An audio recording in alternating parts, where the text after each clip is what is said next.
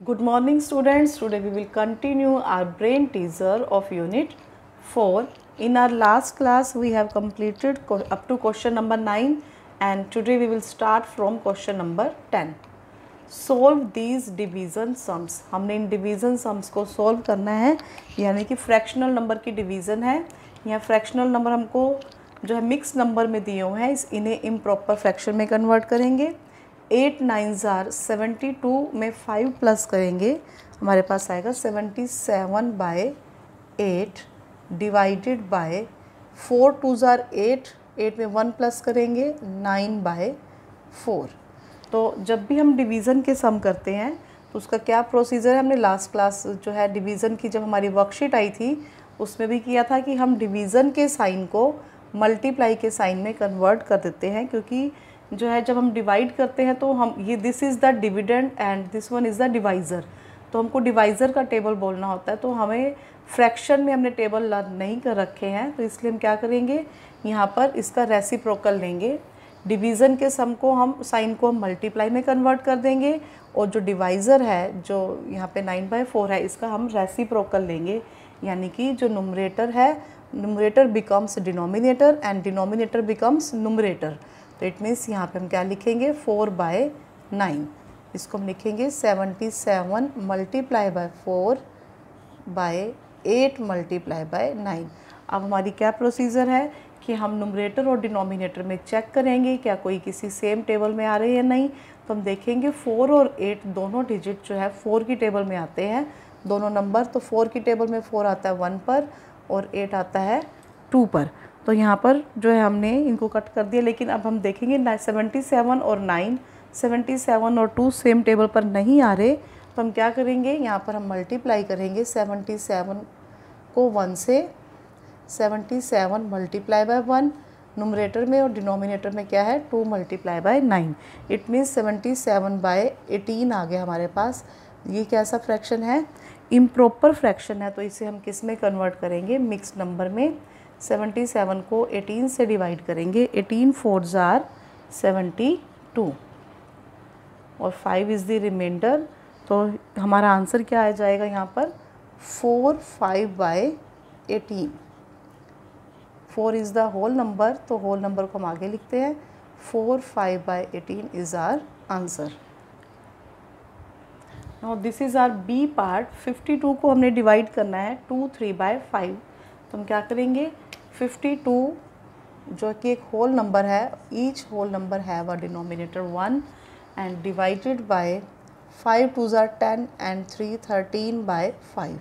Mix number को हम improper fraction में कन्वर्ट कर देंगे. देन अब क्या करेंगे हम 52/1 डिवीज़न के साइन को मल्टीप्लाई में और इसका हम रेसिप्रोकल ले लेंगे 5/13. अब हम देखेंगे इनको नुमरेटर को नुमरेटर से multiply 52 multiply by 5 and 1 multiply by 13. अब हम देखेंगे क्या नुमरेटर और डिनोमिनेटर में कोई नंबर ऐसे नंबर्स भी हैं जो सेम टेबल पे आ रहे हो. तो 5 और 13 सेम टेबल पर नहीं आ रहे, लेकिन 52 और 13 सेम टेबल पे आते हैं. 13 1 इज़ 13, ये 13 की टेबल पर. 13 2s are 26, 13 3s are 39 and 13 4s are 52.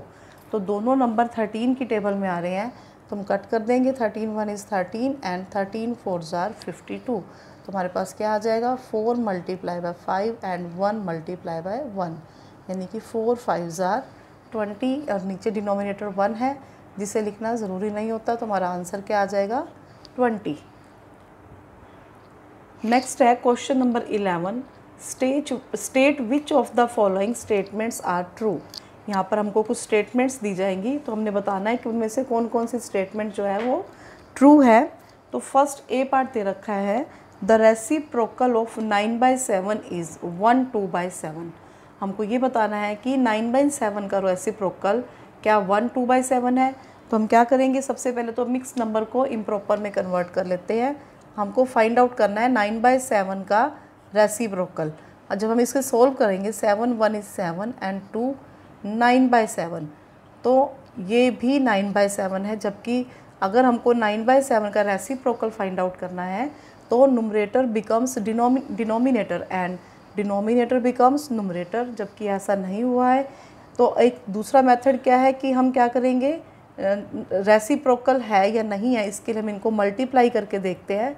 अगर इनका आंसर 1 आता है तो वो रेसिप्रोकल है, अदरवाइज़ वो रेसिप्रोकल नहीं है।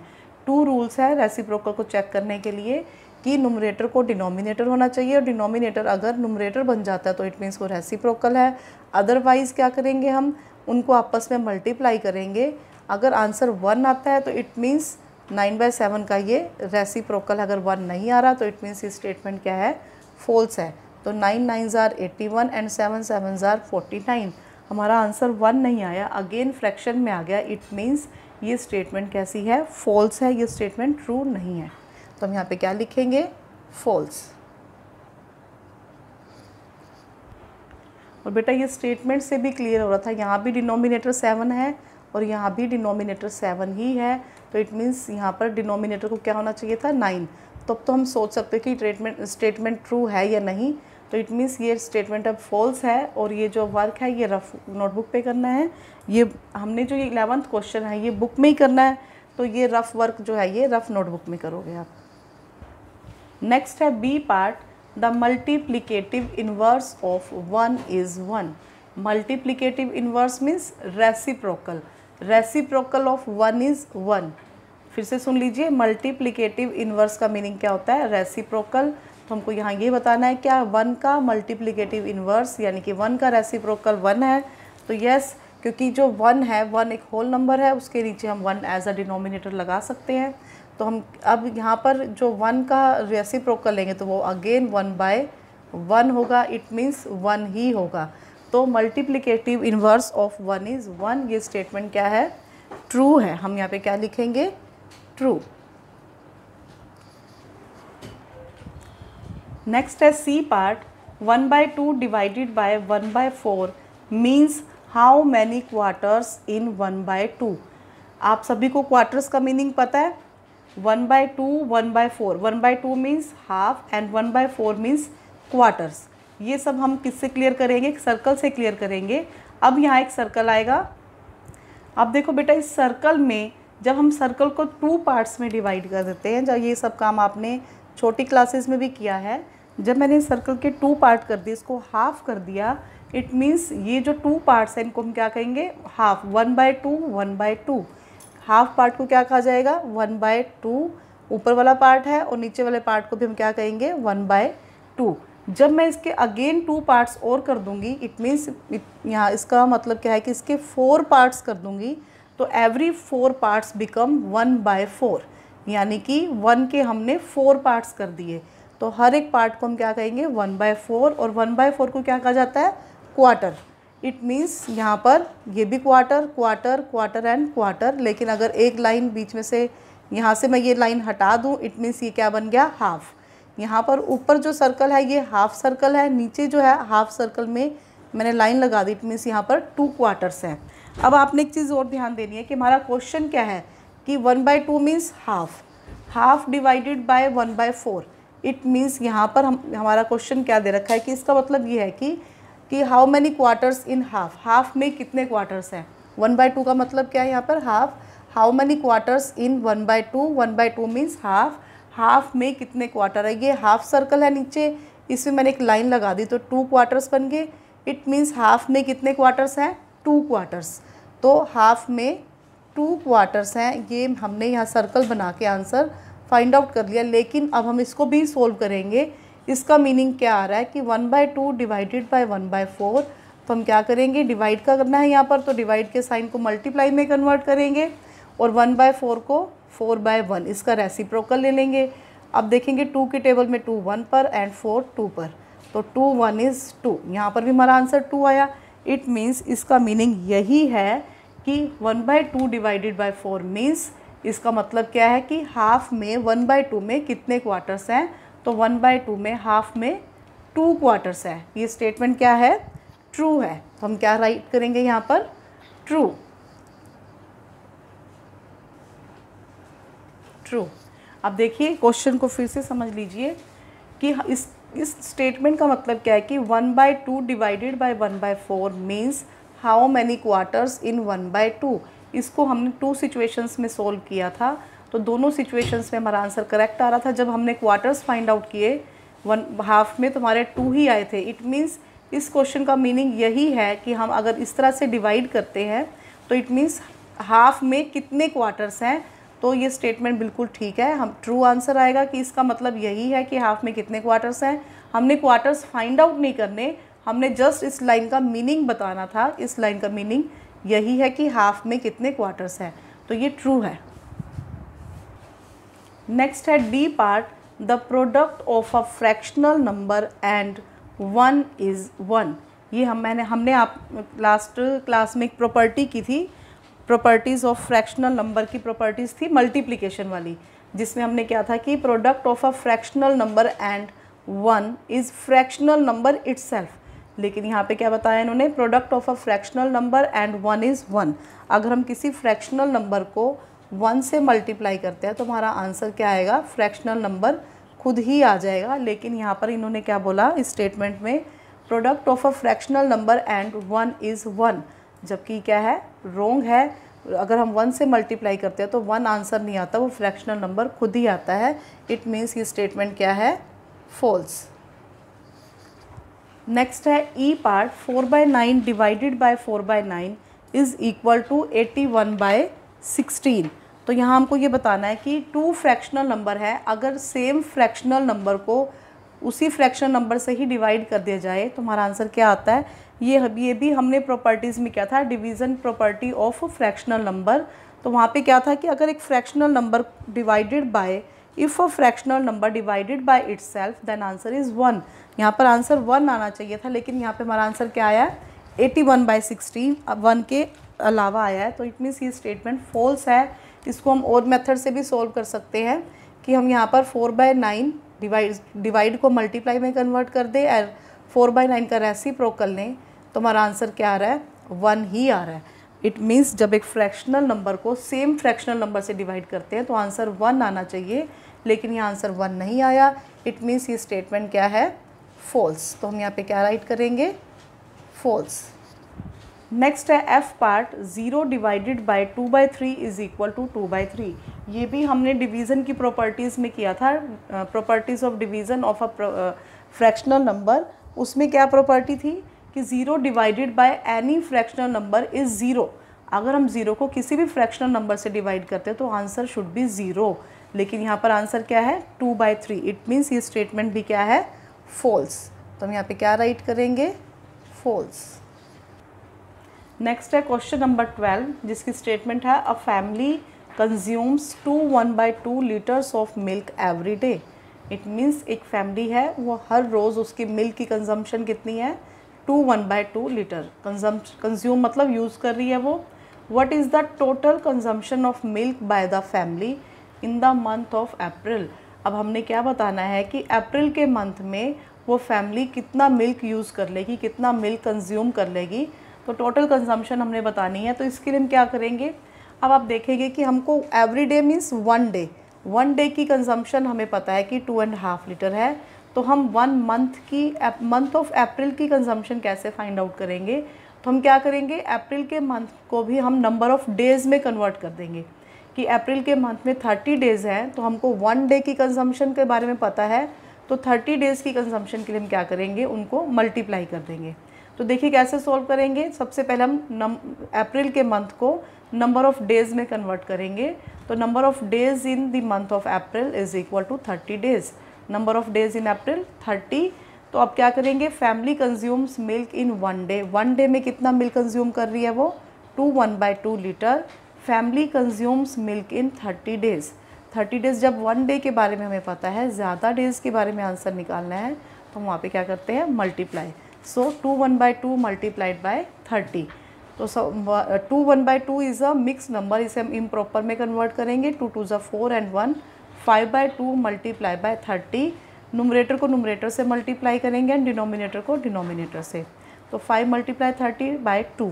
अब हमने क्या करना है, नुमरेटर और डिनोमिनेटर चेक करने हैं क्या कोई ऐसे भी हैं कि जो सेम टेबल पे आ रहे हो। तो 5 और 2 दोनों प्राइम नंबर हैं, ये सेम टेबल पर 1 के अलावा किसी और टेबल पर नहीं आएंगे। फिर हम 30 और 2 को चेक करेंगे।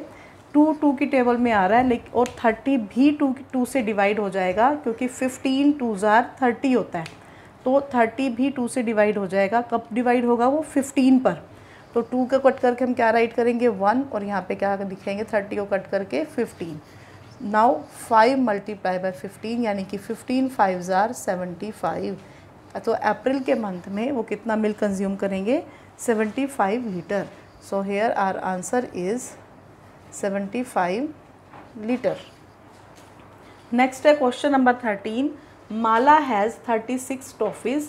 माला के पास 36 टॉफ़ीज़ हैं। She gives 4/9 of them to her friend.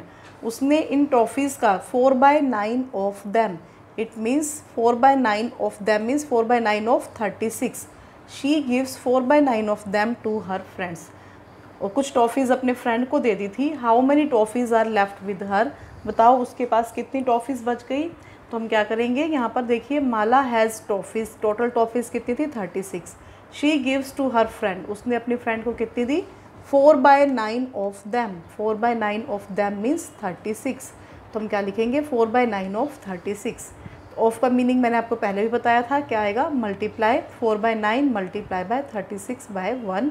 तो हम नुमरेटर को नुमरेटर से मल्टीप्लाई करेंगे और डिनोमिनेटर को डिनोमिनेटर से। अब हमने ये चेक करना है क्या नुमरेटर और डिनोमिनेटर में कुछ कोई डिजिट ऐसे भी हैं जो सेम टेबल पे आ रहे हो। तो 9 और 36 जो है दोनों 9 की टेबल में आ रहे हैं। 9 1 इज़ 9 एंड 9 4s आर 36। तो 4 4s आर 16 टॉफ़ीज़ जो है वो माला ने अपनी फ्रेंड को दे दी थी। तो हमको क्या बताना है इस क्वेश्चन में, ये नहीं बताना कि उसने कितनी टॉफ़ीज़ अपने फ्रेंड्स को दी, उसने ये बताना है यहाँ पर how many toffees are left, कितनी टॉफ़ीज़ बच गई। तो हम क्या, अब देखिए यहाँ पर उसके पास टोटल टॉफ़ीज़ थी 36, 16 उसने अपनी फ्रेंड को दे दी, तो कितनी टॉफ़ीज़ बचेंगी उसके पास। हम 36 में से 16 को कट कर देंगे यानी कि 20 टॉफ़ीज़ बचेंगी। तो हम क्या लिखेंगे टॉफ़ीज़ आर लेफ़्ट। तो इसके लिए क्या करेंगे 36 माइनस 16 या फिर 36 टॉफ़ीज़ माइनस 16 टॉफ़ीज़ लिखेंगे और हमारे पास कितनी टॉफ़ीज़ आ जाएंगी 20 टॉफ़ीज़। हमारा आंसर भी क्या आएगा 20 टॉफ़ीज़। Answer is 20 toffees.